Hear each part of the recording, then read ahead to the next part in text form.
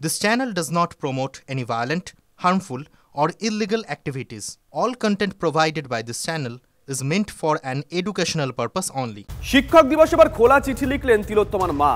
কিছু মানুষের নীরবতা অপরাধীদের সাহস যোগাচ্ছে।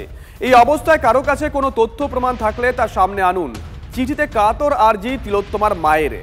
চিঠিতে তিনি ফের অভিযোগ করেছেন, সেদিনের ঘটনার পর পুলিশ এবং হাসপাতাল কর্তৃপক্ষ তথ্য প্রমাণ লোপাটের চেষ্টা করেছে।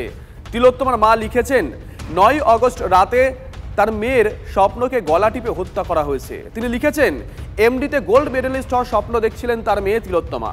নিজের নামের পাশে অনেকগুলো ডিগ্রি দেখতে চেয়েছিলেন নির্যাতিতা। এই পর্যায়ে পৌঁছানোর জন্য চিঠিতে তিলোত্তমার শিক্ষকদের কৃতজ্ঞতা জানাতেও ভোলেননি তার মা। শর্মিষ্ঠা আমাদের সঙ্গে রয়েছেন টেলিফোনে, আমাদের সহকর্মী। শর্মিষ্ঠা, তার মা কি লিখেছেন তা তো আমরা দেখালাম, তাৎপর্য কতটা এই সময় দাঁড়িয়ে যখন গোটা বাংলা উত্তাল হয়েছে পরপর দুদিন?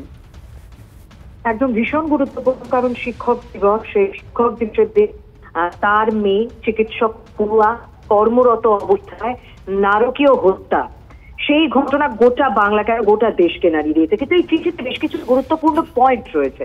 যেমন তিনি চিঠিতে লিখছেন কিছু দুর্বৃত্ত কথা। তার মানে যে যাই বলুক, তিলোত্তমার মা এবং বাবা বিশ্বাস করেন যে তাদের মেয়ের অপরাধী কিন্তু একাধিক। কিন্তু আমরা জানি এখনো পর্যন্ত অভিযুক্ত সঞ্জয় রায় ছাড়া কাউকে গ্রেপ্তার করা হয়নি। এটা একটা পয়েন্ট। আরো একটা গুরুত্বপূর্ণ পয়েন্ট, তিনি বলছেন যে আরজি করে শিক্ষক, নার্স, শিক্ষাকর্মী, অন্য স্টাফ কারোর কাছে প্রমাণ থাকলে, কোন রকম এভিডেন্স থাকলে তার সামনে আনা হোক। তার মানে তারা বিশ্বাস করেন যে এই অপরাধের প্রমাণ এখনো হয়তো সামনে আসা বাকি রয়েছে। এবং তিনি লিখেছেন কিছু মানুষের নীরবতা। একদম একদম। এবং হ্যাঁ বলো। একদম হ্যাঁ শুভদীপ, তার মানে তিনি বুঝতে পারছেন এবং তিনি এখনো পর্যন্ত বিশ্বাস করছেন যে সেই সেমিনার হলে যে ভাঙচুর করা হয়েছে, সেমিনার হলে আশেপাশে রিকনস্ট্রাকশনের জন্য ভাঙচুর করা হয়েছে, 14 তারিখে যে ভাঙচুর করা হয়েছে, সেই সমস্ত ঘটনা পূর্ব পরিকল্পিত এবং কোথাও তার মেয়ে যে গোল্ড মেডেলিস্ট হওয়ার স্বপ্ন দেখেছিল, সেই সমস্ত স্বপ্নকে হত্যা করার জন্য, গলা টিপে হত্যা করার জন্যই এই ঘটনা ঘটানো হয়েছে এবং পুরোটাই পূর্ব পরিকল্পনা মাফিক। তাই আজ তিলোত্তমার মা শিক্ষক দিবসের দিন সমস্ত শিক্ষকের উদ্দেশ্যে, শিক্ষাকর্মীদের উদ্দেশ্যে তার এই খোলা চিঠি লিখেছে তার মেয়ের বিচারের দাবিতে। ধন্যবাদ শর্মিষ্ঠা। 9 করে 9 জন আরজিকর কাণ্ড এবং কাঞ্চন মল্লিকের মন্তব্যের প্রতিবাদে সরকারি সম্মান ফিরিয়ে দিলেন। বৃহস্পতিবার পুরস্কার ফিরিয়েছেন 4 জন বিশিষ্ট। এদের মধ্যে 2 জন শিক্ষক, 1 জন শিল্পী, 1 জন নাট্যকার। এই আবহে পাল্টা চ্যালেঞ্জ ছুড়ে দিয়েছেন শিক্ষামন্ত্রী ব্রাত্য বসু। 5ই সেপ্টেম্বর শিক্ষক দিবসকেই আরজিকর কাণ্ডের প্রতিবাদের আদর্শ দিন হিসেবে বেছে নিলেন একাধিক শিক্ষক। শিক্ষারত্ন পুরস্কার ফেরালেন কাঁথি হাই স্কুলের প্রধান শিক্ষক অনুপ দাস। একই পথে হেঁটেছেন বনগাঁর গোপালপুর রামশঙ্করপুর হাই স্কুলের প্রধান শিক্ষক দীপক মজুমদারও। 2013 সালে শিক্ষারত্ন পুরস্কার পান তিনি। মুখ্যমন্ত্রী, শিক্ষামন্ত্রী ও রাজ্যপালকে চিঠি দিয়ে পুরস্কার ফেরানোর কথা জানিয়েছেন তিনি। এই মুখ্যমন্ত্রীর কাছে আমাদের অনেক প্রত্যাশা ছিল, কিন্তু অত্যন্ত দুর্ভাগ্যের বিষয় যে উনি কোনো প্রত্যাশাই ঠিকভাবে পালন করতে পারছেন না এবং আগামী দিনে আর পারবেন বলে মনে হয় না। মানুষ গর্জে উঠেছে, প্রতিবাদের স্বর কিন্তু সর্ব জায়গায় পৌঁছে, শুধুমাত্র পশ্চিমবঙ্গের মধ্যে সীমাবদ্ধ নয়, এটা সারা ভারতবর্ষ তথা সারা পৃথিবী জুড়ে এই গর্জন কিন্তু মানুষ শুনতে পাচ্ছে। সরকারি হাসপাতালে চিকিৎসক ধর্ষণ খুনের প্রতিবাদে ইতিমধ্যে বেশ কয়েকটি ক্লাব দুর্গাপুজোর সরকারি অনুদান ফিরিয়ে দিয়েছে। এবার পদ ছাড়লেন দুর্গাপুজোর অন্যতম মুখ হিসেবে পরিচিত ভাস্কর সনাতন দিন্দা। রাজ্য চারুকলা পর্ষদের কার্যকরী সদস্য পদ থেকে ইস্তফা দিয়েছেন তিনি। আমার মনে হচ্ছে এখান থেকে সরে যাওয়া উচিত। এখানে এত নাম করা সব বিদগ্ধ আর্টিস্টরা রয়েছেন, তারা একটা আঁচড় কেটে এই বিপ্লবের ঘৃতাগ্নি দিয়ে দিতে পারেন। তারা কিন্তু কেউ নাবছেন না, তাদের কোনো উক্তি নেই, তারা ভয়ের চোটে বা কোনো কিছুর কারণে, হয়তো ব্যক্তিগত কারণে তারা ঘরে বসে রয়েছে। এদের সঙ্গে চলা যায় না। মনে হয়েছে যে আজকে আমার বোন যাকে নিহত করা হয়েছে, যাকে রেপ করে হত্যা করা হয়েছে, তার প্রতিবাদে অন্তত এইটুকু করতে পারি, আমার সন্তানদের পাশে, আমার মা বোনেদের পাশে, আমার প্রেমিকার পাশে যেন আমি দাঁড়াতে পারি।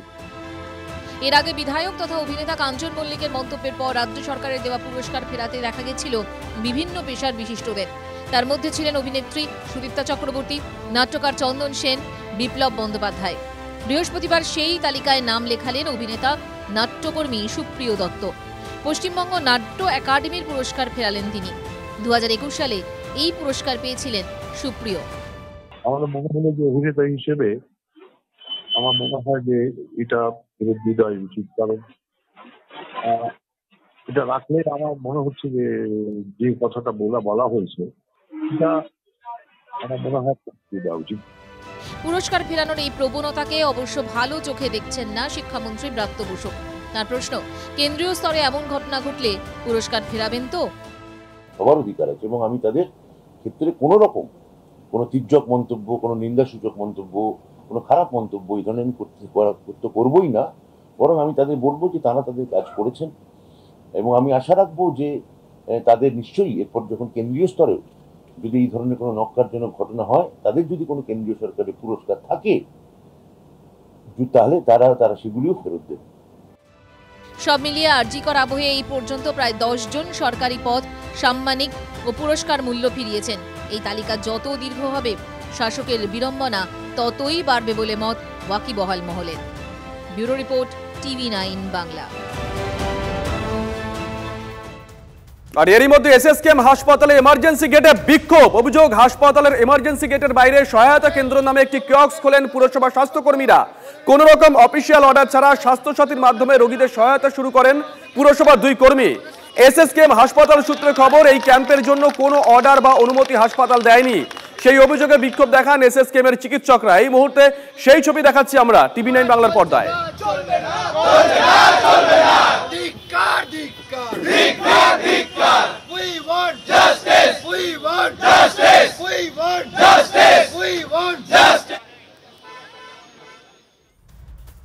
এদিকে বিক্ষোভের মুখে কোচবিহারে MJN মেডিকেল কলেজের প্রাক্তন MSVP রাজীব প্রসাদ।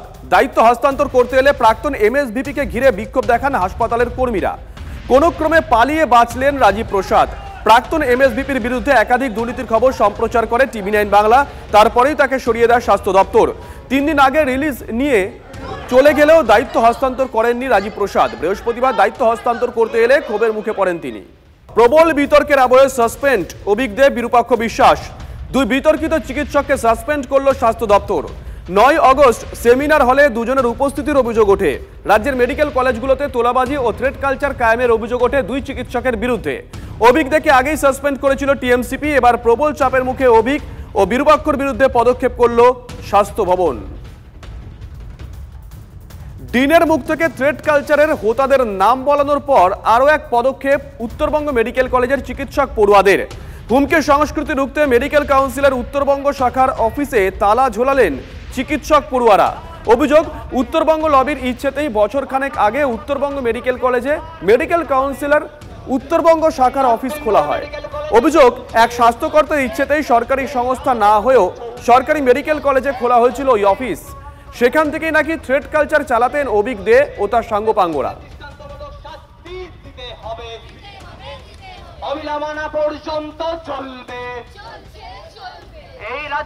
নবান্ন সভাগৃহে প্রশাসনিক বৈঠক করবেন মমতা বন্দ্যোপাধ্যায়। বৈঠকে থাকবেন মন্ত্রিসভার সব সদস্য, সব দপ্তরের সচিব সহ বিশেষ সচিব পর্যায়ের সকলেই।